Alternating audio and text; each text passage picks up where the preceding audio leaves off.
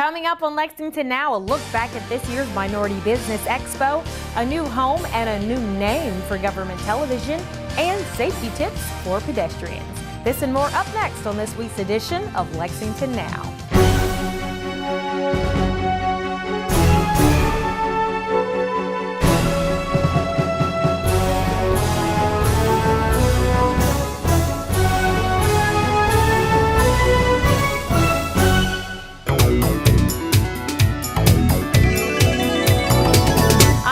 Roberts, and welcome to this week's edition of Lexington Now, where we give you an inside look at what's going on around the urban county government. The 15th annual Minority Business Expo, held this past weekend, was by all measures a rousing success. We talked to a few attendees about their experiences and what makes the expo so special.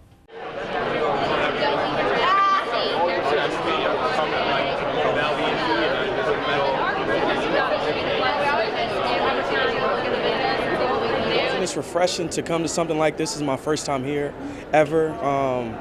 So it's just nice to be around, like-minded individuals. Especially here in Lexington, I just feel like the minority, it's kind of hard to connect with minorities. It feels like it's kind of hard to reach out with like-minded minorities. So it's nice to be in an environment where you don't have to do much like looking, just shake hands. I DJ here in Lexington. I just started real estate school as well, and I serve at Longhorn Steakhouse. So I'm trying to I just want to shake hands, and I'm not established yet, which is fine, but just get some insight from people and some guidance from people who have made it, and maybe we're on the same level, just trying to get our foot in the door. So. And it's been great to just see all these different small businesses that have come from around the state and neighboring states. We've got people from Ohio that have come down, 4-hour drive, and people from Ashland and in Western Kentucky. So it's been really, really, really fun and interesting to just meet new people and new businesses and see so many minority businesses, women, people of color that are doing all kinds of things. A lot of accountants and a lot of engineering and to see women in engineering and all these different kinds of fields that I'm not used to at all. So it's been great to see that and to meet people. What was your one takeaway? Oh, I'm on fire. This last session right here, Sherry just really opened everybody up, engaged everybody, and, it was like you walk away with some really gold nuggets. So I love it. Boy, she was a dynamic speaker, really full of energy and down to earth. She was talking about your vision and keeping your vision alive and your dreams, and to how not to waste time. So to end it all, she was saying sometimes you just have to let things go. And to be able to accomplish your goals, you just have to have your inner peace and peace to just accomplish everything. Her tag for her book, spending down 100% on something when it's really, not spending 10% of who you are, I can relate to that. Oh, definitely. Just understand what the triggers are for your distractions. I think that's like the biggest roadblock when you're trying to focus on something. It's like, okay, let's identify what these triggers are, because it's not just about the commitment, it's about the consistency to getting to that goal. So that really stuck. It really stuck. Yeah. This is my first time attending this event, so just seeing the vendors, I have to admit, seeing someone that looks like me is very exciting, and to see a female like Sherry that has stepped out on faith and succeeded, that was a big spark. For more information about the expo and how you can get involved next year, visit their website. It's lexingtonmbe.com. Some big changes have happened for government television. After 27 years on Channel 3, we've made the move up the dial to Channel 185. And along with the change in location, we've also changed our name. GTV3 is now Lex TV. Chris Edwards of Lex TV fills us in on what the changes mean for you.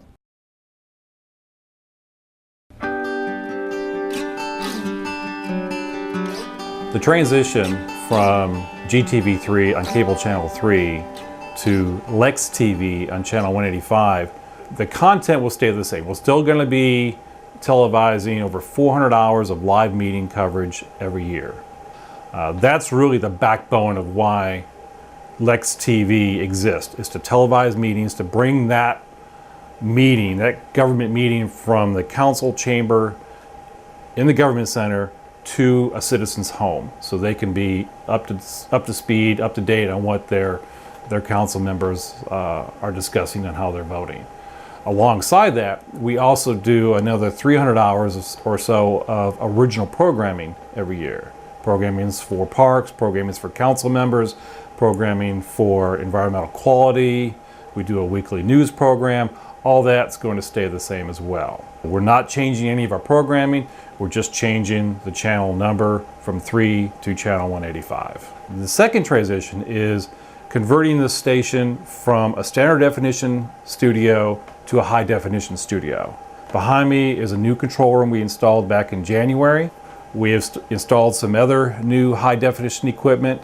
So when Spectrum allows us to have a high definition channel, all we have to do is unplug one cable and plug in another, and we'll be high definition on Spectrum cable. I think it's important to be high definition because of the information that's coming across to the citizens. Not all of it is through word of mouth. A lot of times during council committee meetings and planning commission meetings, there's a lot of PowerPoint type of information, a lot of text information that's coming across. And when you put a standard definition signal into a high definition television, it gets kind of blurry. So I think it's very important for that and other reasons that the station become high definition on Spectrum. To find the program schedule, when meetings are going to air and when some of our original programming is going to air, citizens can go to www.lexingtonky.gov/LexTV. And that will take them right to our landing page. You can, from that point, you can access the live streaming, which we do 24 hours a day, 7 days a week. You can also access the archived videos of meetings from the past. We have a YouTube channel as well. Lex TV's YouTube channel is Lex TV. And what we put on the Lex TV YouTube channel is programming that we produce in-house. We also have a new high definition, what we call fly package. And this is basically a portable studio that allows us to go out into the field and produce high definition programming for air and for the web.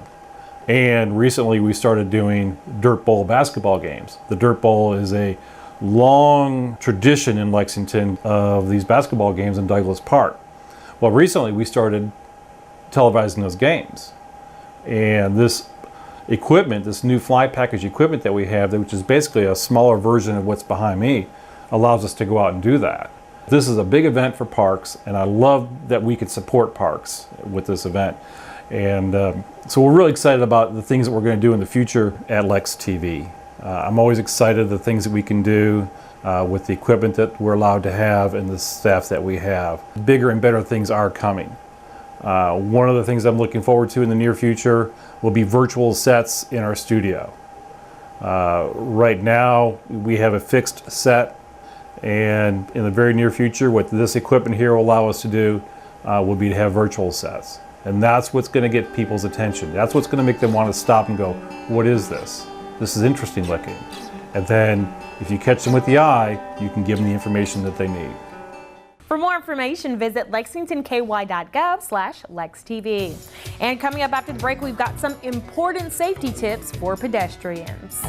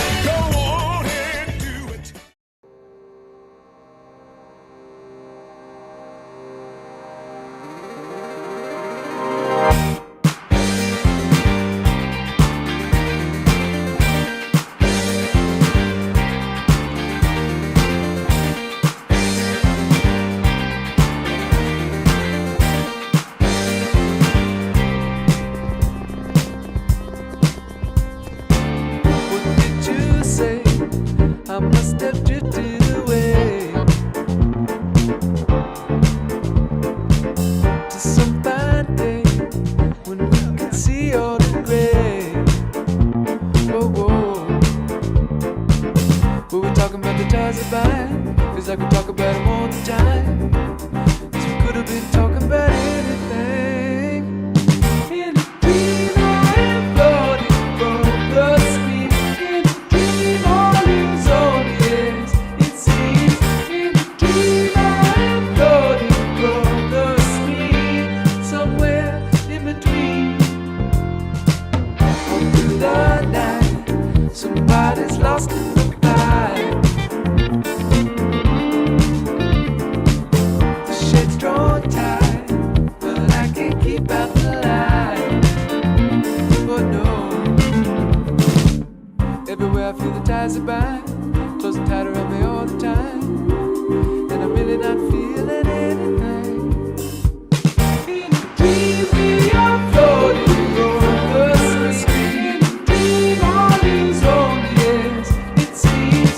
In a dream, we are floating over the screen. Somewhere in between. In a dream, we are floating over the screen. In a dream, we are floating over the screen. Somewhere in between. Somewhere in between. Somewhere in between. Somewhere in between. Somewhere in between. Somewhere in between. Somewhere in between. Somewhere in between. Somewhere in between. Somewhere in between. Youth and reason, papers and reason, freedom and function, winters and summer, winners and losers, walkers and men, giving and taking, waking up, joy.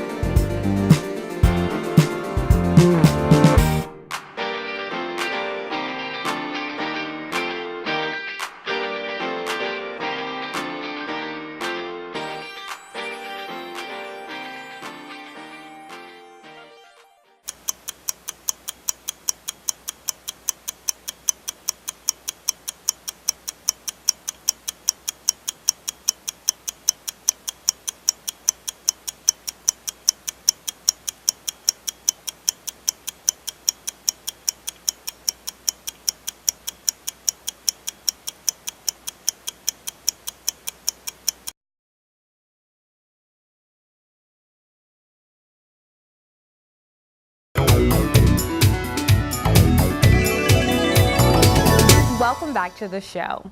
Lexington, like any other busy metropolitan area, has many pedestrians on its streets at all hours of the day and night.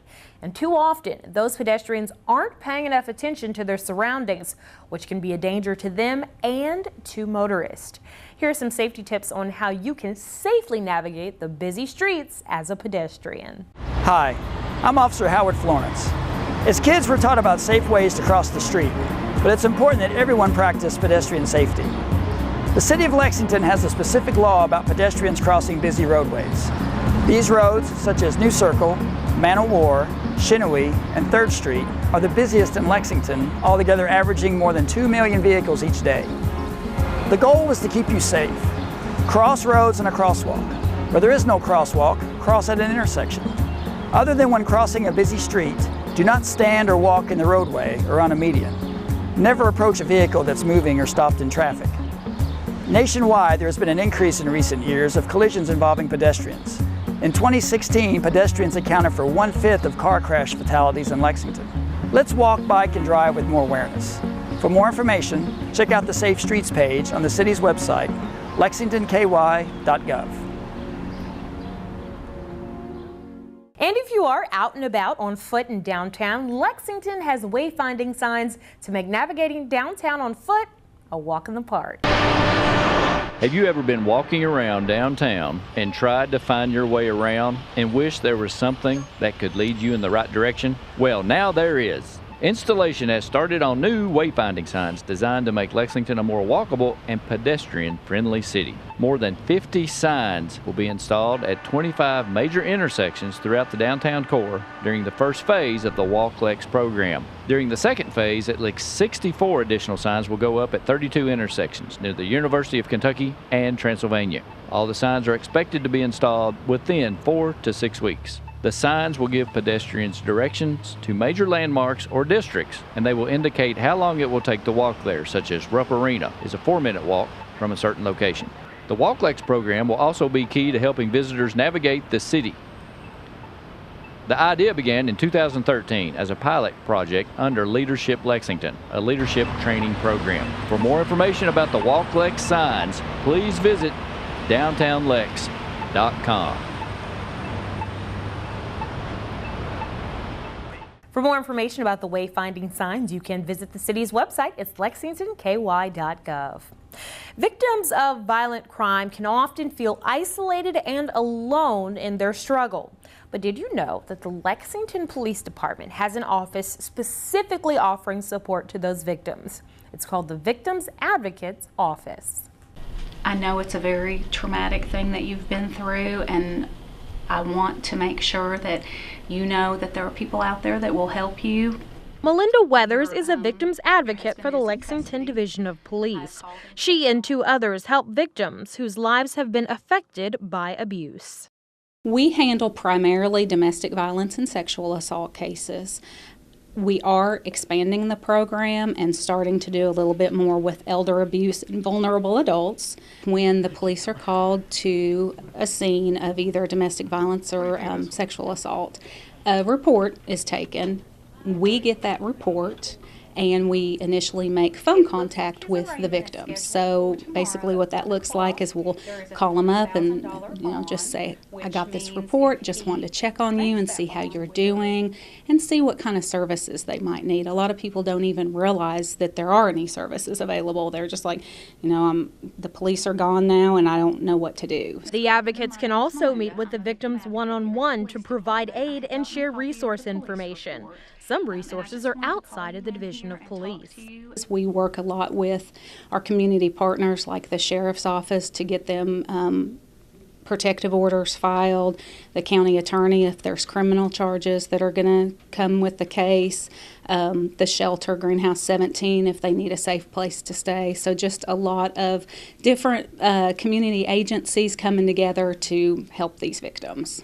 Advocate Letitia Hagerman says each case is unique, and so must her approach be to helping. Wherever they are in their crisis, we just do our best to empathize with them and put ourselves there, and we offer whatever resources are available given their situation. That includes helping victims who don't speak English.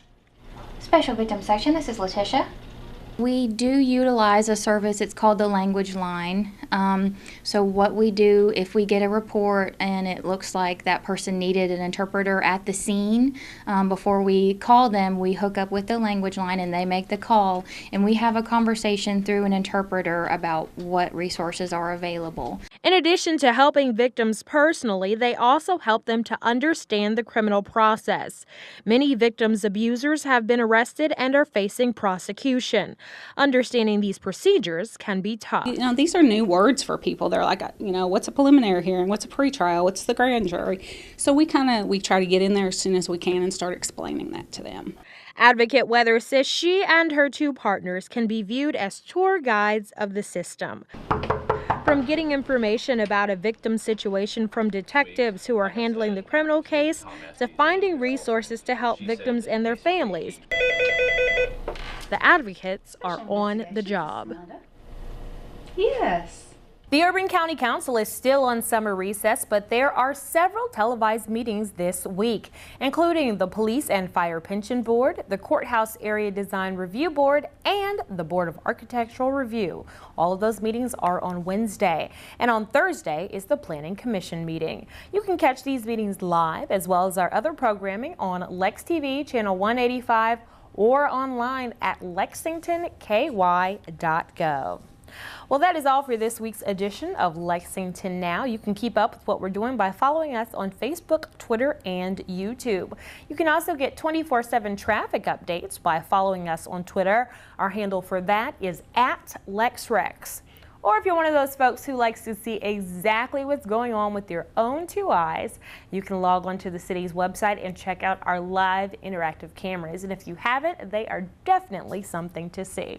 You know where to find us. We are at www.lexingtonky.gov. And before we leave this week, we want to show you some new pictures of Fayette County Public Schools' newest high school, Frederick Douglass High. Enjoy these pictures. For the staff and producers at Lex TV, I'm Sherelle Roberts, and that's it for now.